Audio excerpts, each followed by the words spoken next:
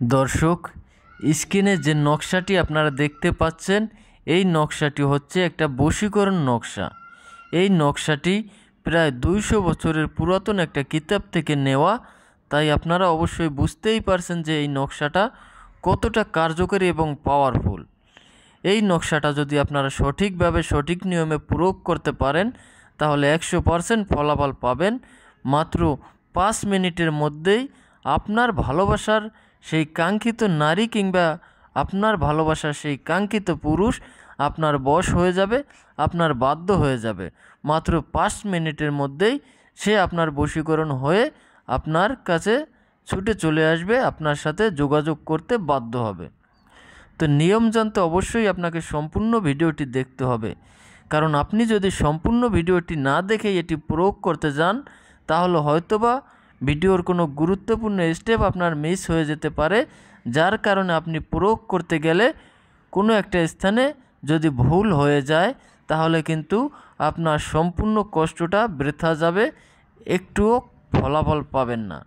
তাই অবশ্যই আপনি ভিডিওটা প্রথম থেকে শেষ পর্যন্ত ভালোভাবে দেখে নেবেন, বুঝে নেবেন, তারপরে এটি প্রয়োগ করবেন। ইনশাআল্লাহ 100% ফলাফল পাবেন।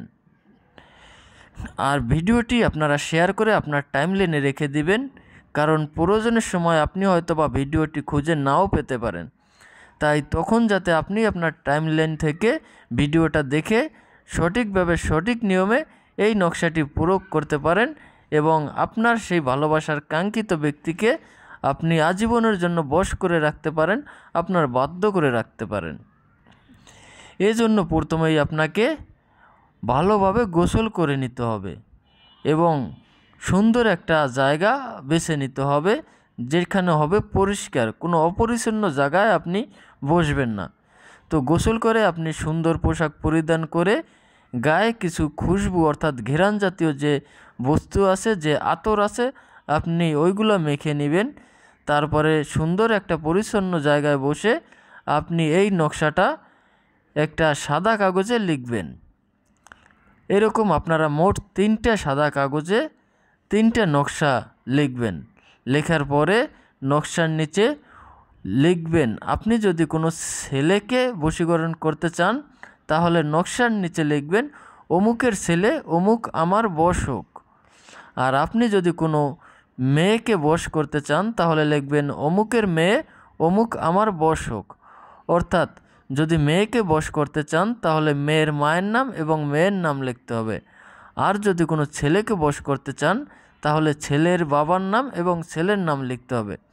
এরকম আপনারা 3টা নকশা তৈরি করে 3টা নকশাই আলাদা আলাদাভাবে 3টা মাদলিতে ভরে মোম দিয়ে আটকিয়ে নেবেন। এরপরে আপনারা একটা মাদলি অর্থাৎ একটা তাবিজ আপনার হাতে ব্যবহার করবেন, আর একটা তাবিজ আপনারা উঁচু একটা গাছের ডালে ঝুলিয়ে বেঁধে দিবেন, আর একটা তাবিজ আপনারা পুকুরের পানি অথবা নদীর পানিতে ফেলে দিবেন।